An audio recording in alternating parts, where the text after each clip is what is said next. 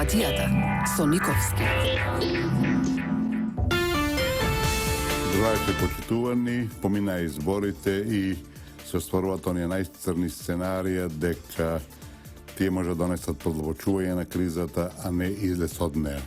За жал, тоа се случува и да бидеме сосема прецизни и јасни, тоа е сценариото кое е диригирано од надвор, а за жал ние даваме придонес со нашето однесување на овој или онај начин да тие нивни цели, намери и планови се реализираат. Оправдување нема, ние имавме шанса на изборите да кажеме својот збор, го кажавме како што излезе и се реализира тоа најавено сценарио на пирова победа, која овозможува да некој маестрално манипулира и понатака со оваа држава и со овој народ и ги реализира своите цели. Докаде сме дојдени, ќе ви цитирам изјава на еден од перијаниците на тугите интереси во оваа држава, на идеите и замислите кои се спротивни на аспирациите на македонскиот народ. Тоа е Сашо Ордановски, кој синоќа на 24 телевизија во дебата речи: странците не доведоа до оваа ситуација со јасни намери, тоа е моја додатка, за да се смени оваа власт и што мислите? Сега ќе се повлечат, не ќе до крај, постави прашај, логично прашај. Значи, она што ние го знаеме, го чувствуваме, а тој порано беше еден гласноговорник кој ги откриваше плановите на странците. Ќе ја подсетам дека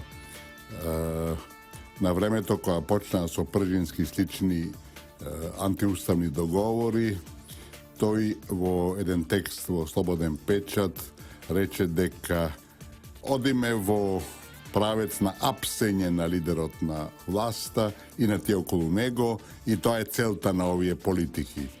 Мислам дека тоа што стоеше го потврди тоа, а ова исти човек од текстовите кои ги објавуваше во Слободен печат и се уште ги објавува, само тогаш на времето стоеше под текстот, бар под неколку текстови јас видов, текстот е дел од проектот на USAID.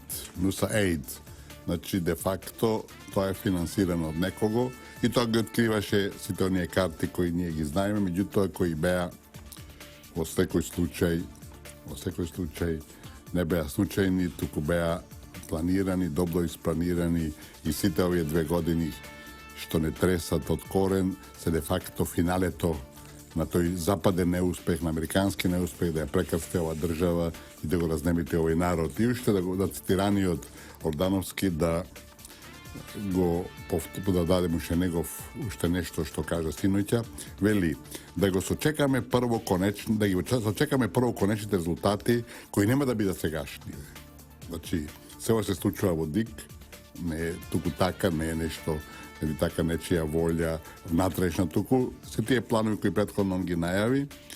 И додаде уште нешто, века, покрај тоа рече, во коалицијата на ВМРО има многу мали партии, сите пратеници не се ВМРО, па се можни премини.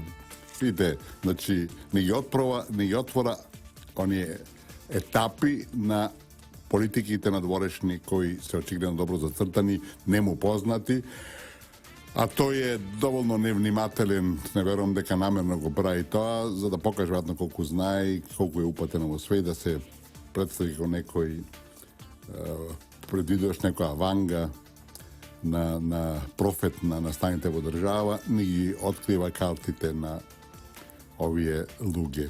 И дека сето ова не е случајно и сето ова што не се случува драма последна со Државната изборна комисија дека не е туку така.